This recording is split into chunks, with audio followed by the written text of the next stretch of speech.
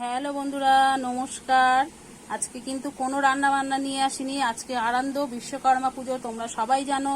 আজকে আমরা কি কি খাবো সেটাই তোমাদের দেখাবো। আজকে আমাদের রান্না করতে নেই, তাহলে চলো দেখাই।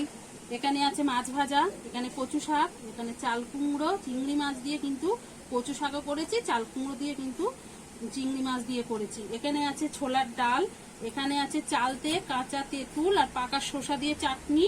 এখানে আছে 5 রকম ভাজা, বেগুন ভাজা, ঝিঙে ভাজা, আলু ভাজা, কলা ভাজা আর কাঁকরুল ভাজা। আর এখানে আছে কুলের পায়েস।